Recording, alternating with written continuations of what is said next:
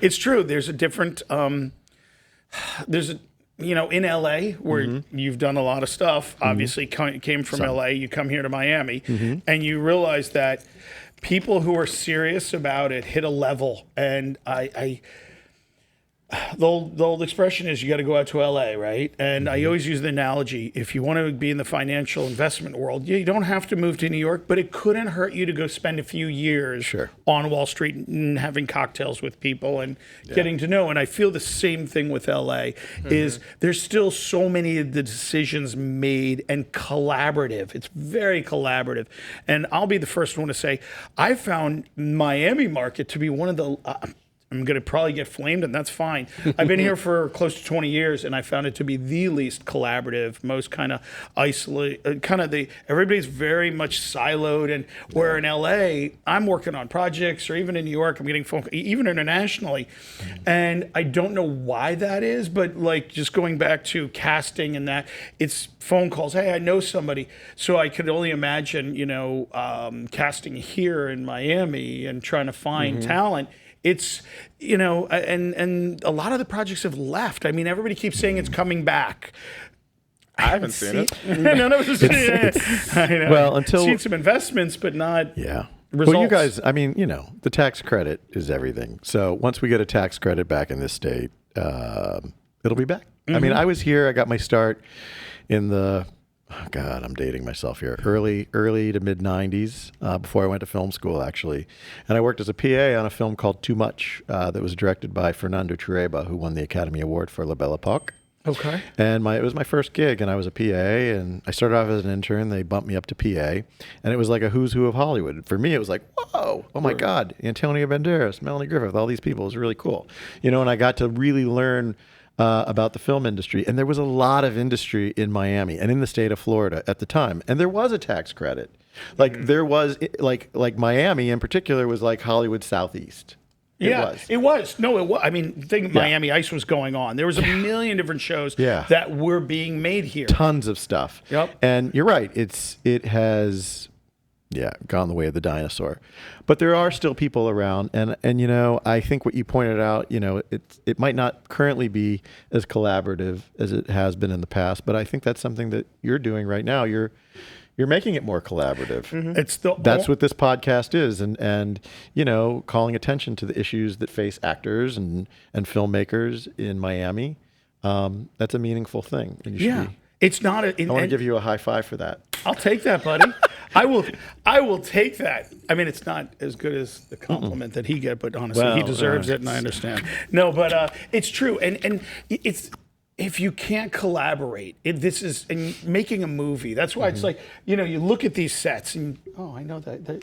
God, I was thinner then. Look, what am I? I'm the camera in between the two of them. But but the reality is, thank you.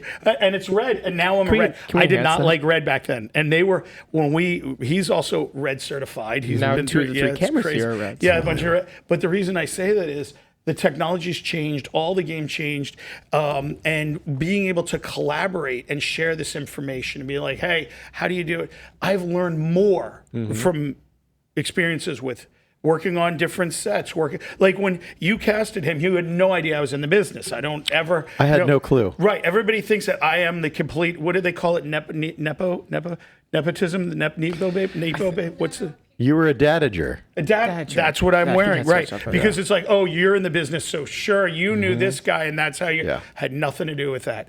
And that's where I think as an actor, you don't want that because then it's extra baggage to carry. Like you earned it on his own, and then we became friends and we started talking about projects. And that is where you can really collaborate. And that's the best way. And I believe that I grew up, well, now I'm dating myself, in the 80s in acting school, the actor studio, different ones.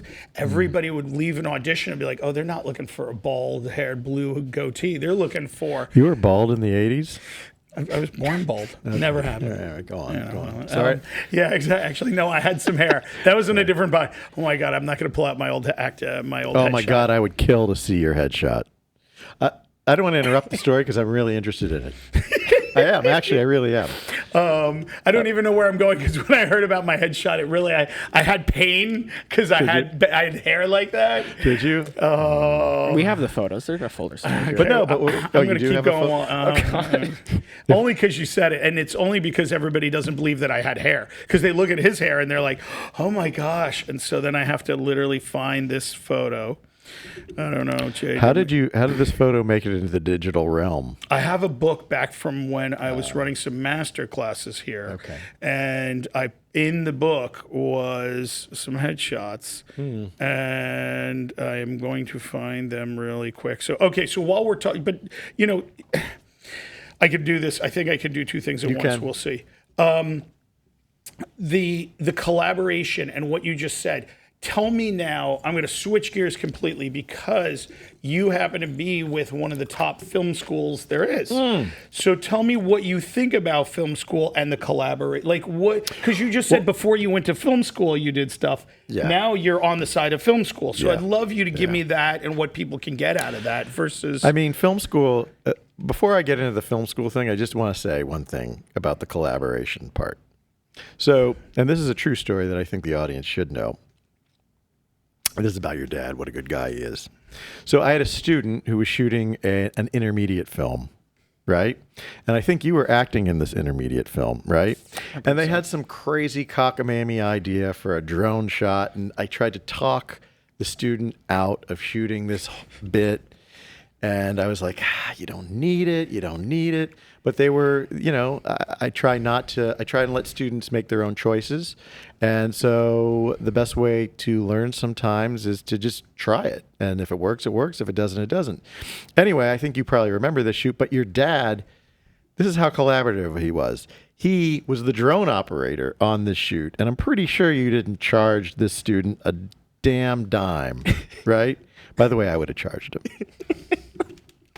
But you didn't, and that's what this is about, you know. She was a young filmmaker. She was exactly. I think the thing won some awards. I said a he, but she. Austin. Austin. I think the Austin Comic. Yeah, It did? Won awards. I'm pretty Holy sure. shit! No one told me. Yeah.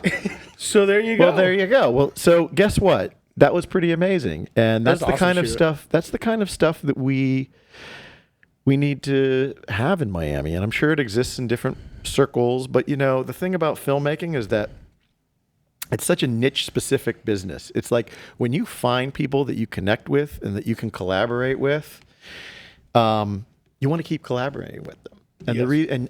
the hiring someone new and bringing them into your circle is always a very scary prospect. And that's why it's really hard to break into the film business because people don't want to take that risk. Well, because it can bite you.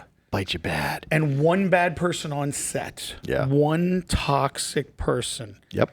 And everybody's there to support the director, but Yeah. and then you get the divas or the different, and it can literally tank a project. Completely.